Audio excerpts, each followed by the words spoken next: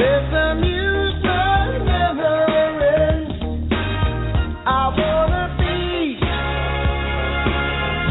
sledgehammer. Why don't you call my name? Oh, let me be a sledgehammer. This will be my testimony.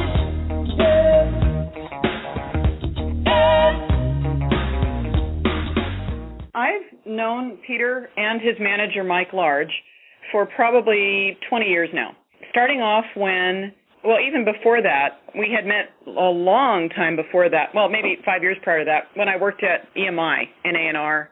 He had one of his big albums out. I couldn't recall which at the time. But then we really started to engage more actively in the early to mid-'90s because he was doing a lot, much like my business partner Todd Rundgren was, as a forward-thinking, tech-savvy musician who was pushing out boundaries based on new technologies that allowed them to, create and distribute content in new ways. And so really for about 93, the two of them were the only ones that were the most prominent ones that were really doing that. And for example, it's questionable even this far out, 20 years later, which of them came out with the first truly interactive music CD that had multimedia graphics in it as well. Peter's Explora came out about the same time as Todd's No World Order came out. And both were way ahead of their time in terms of pushing the boundaries on technology to create new interactive experiences.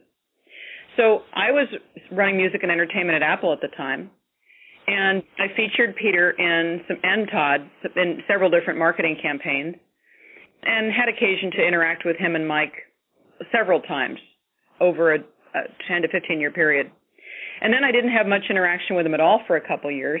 And mind you, I'd never even met him because he wasn't touring a lot, and I never made it to Bath, England, where his company, Real World, is headquarters and where he lives. And so when this encounter happened, this close encounter, it was really strange. I often go between San Jose and Burbank to Los Angeles. It's my junket. It's a regular flight that I make several times a month. In fact, I'm going to make that flight tomorrow. But on this particular day, I happened to look over at the boarding area where all the passengers are waiting to get on the plane, and I saw Peter and his manager, Mike Large. And nobody knew who he was because Peter looks very different now than he did in his heyday. He's aged quite a bit. Really doesn't look like the Peter Gabriel most people think of. So I quietly walked over so as to avoid attracting any attention. And first I said, "Hi, are you Mike?" knowing that it was Mike Large, his manager. And he said, "Yeah." And I said, "Well, I'm Kelli Richards." And they both got so excited. And then I said, "Hi, Peter," and went over and shook his hand.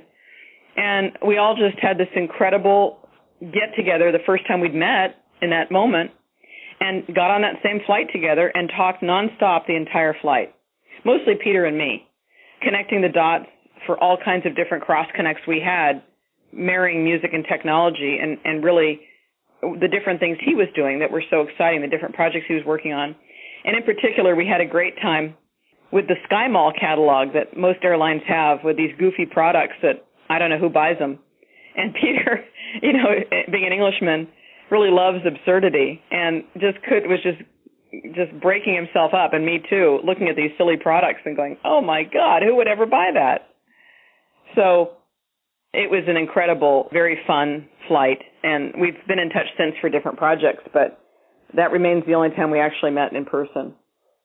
Well, that, and when you see them, honestly, half of these arena rock bands with these front men, the singers or the guitarists, you meet them, and half the time they're really short. And they don't seem like that when they're on MTV or on a massive stage in a big arena. The funniest part about that is about Davey and my personal experience with him was when I had him come out as a presenter for the Polestar Awards for the live music concert touring industry that I produce every year. And he stole the show the year he came, simply because he brought a prop that neither I nor my co-producer saw him. I don't know where it came from, but he pulled out this bucket and brought it out with him onto the stage and stood on it to reach the microphone to kind of poke fun at himself for being so short, and people just howled. And I don't know whether it's the fact that they're both British and they both have a great sense of humor or what, but both incredibly kind, intelligent, generous men that really prize their family over everything else. You know, Davy had 4 daughters. I believe Peter just has 1, but, Peter has a second very young child that he had a few years ago with a new wife. But Peter is currently taking a sabbatical.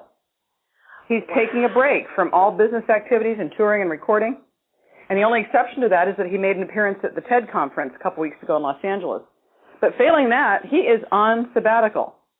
And really because he wants the time to recharge his own batteries, his own creativity, and spend some time with his family, including that young child.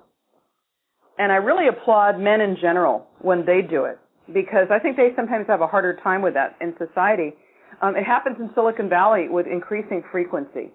I applaud them every time I see it happen, that many of my male colleagues prioritize their children over their work. They will work different hours to accommodate taking their kids to school or having breakfast with them or getting home in time to have dinner with them. And even last week, one of my colleagues and I had a business meeting with a third party, and he brought his kids because it happened to be a school break, and they sat quietly behind him while we had our meeting. And I was just so impressed with that. So I always point that out, and I'm seeing it with increasing frequency. I don't know if it's a new generational thing or what, but so I'm really impressed. Eric Clapton. And that was a horrible situation where the child fell out the window of a high-rise, and it resulted in him writing that beautiful song, Tears in Heaven. Well, that's one horrible story. Others are not quite so tragic blatantly, but in other ways. For example, I want to say it was probably 40 years ago now that Harry Chapin wrote that song, Cats in the Cradle. And what often happens is men in our society get so caught up in their career, especially rock stars who are on the road a lot, that they don't get to experience their children growing up. And many of them wind up having second families where they try to undo the damage. Witness, for example, John Lennon, one of the best examples. Julian lost out on his father because of the Beatles in large measure, and of course the Yoko Ono transition. But John tried to make up for it in himself as a father when he had a second chance with Sean, and like Peter, took a 5-year sabbatical to raise Sean. And that's probably the most extreme and best example of trying to make up for not doing it right the first time for your kids. But not everybody gets a second chance at that, you know. It is very funny, and the fact that they both look so much like him. Julian sounds exactly like him. I first was aware of Julian. We're the same age. When I was watching this televised special with the Beatles in the late 60s, they did this song, All You Need Is Love, worldwide television broadcast. And I could see this little child obviously looked so much like John. I didn't know at the time that it was Julian, but of course it was, sitting off to the side. And I just fixated on this kid, me being the same age. And watching him, and just my heart went out to him. He seemed so sad and forlorn. And I just had an instant connection with him right then and there. And then I didn't think much of it, and after John died, Julian started his own career in music, and this song Velotte came on the radio one day in the mid-'80s. And I went, oh my gosh, it's a lost John Lennon track. But no, it was Julian's debut. And it was so powerful and so emotional. He was clearly so talented as a songwriter and a singer. And I really sort of devoured all the albums he came out with subsequently, each of which were deep and brilliant and heartfelt. You know, he quickly became one of my top 10 artists and people that I'd most like to do some work with, because I was, of course, in the music business. As time went on and I watched how he was evolving and the different things he was doing, I felt that tug more and more. So finally I reached out to his manager one day. Now, Julian lives in Italy and doesn't like to fly and isn't in the U.S. too often. But he was making a trip to Los Angeles not long after I had this conversation with the manager, where I reached out and told him the story and how I would really like to find a way to work with Julian and help support his vision across his many endeavors.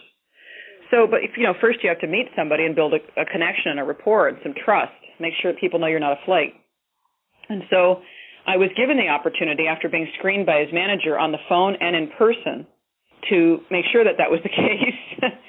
And Julian and I had this lovely half-day meeting in Los Angeles. And I told him the story that I just told you. He reached over and hugged me, and we just had a really great connection. And I gave him a 3-page outline of different things I thought of that I could help him with, where we were resonant and on the same path. And he said he hoped that we would have a chance to work together at some point. And we've just sort of kept this lovely dialogue going ever since. I suggested he launch a foundation, and whether or not it was directly a result of that conversation, He subsequently came out with the White Feather Foundation, which encompasses his different charity endeavors. And I reached out to him one day and told him that I had included a stipend, what do you call it, a bequest, out of my own trust to go to the White Feather Foundation when I pass on, and still endeavor to support it even now. And he was incredibly touched by that. I'm a huge supporter because the causes he chooses to get behind really resonate with me too. White Feather refers to Julian feeling like his dad reached out to him after he was killed. That John told Julian, whenever you see a white feather, you'll know that I'm thinking of you.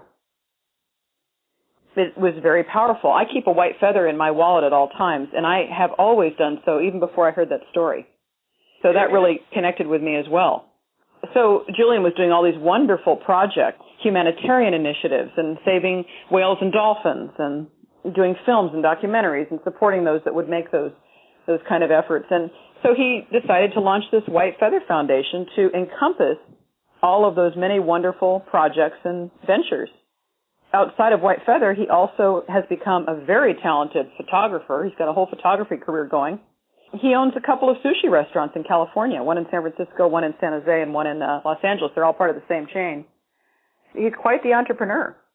And, of course, his new album, the first out in 15 years, I think, is called Everything Changes, and is a very, very powerful, provocative album. I've been listening to the tracks from it for years now.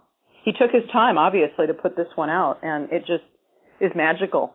He's releasing the next single from it on April 8th, which happens to be his 50th birthday.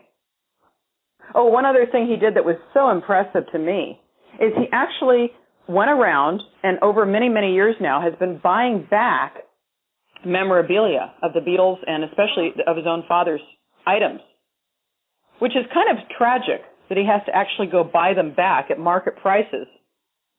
He really felt the need to be a curator, and since he wasn't given those items, he's having to buy them back.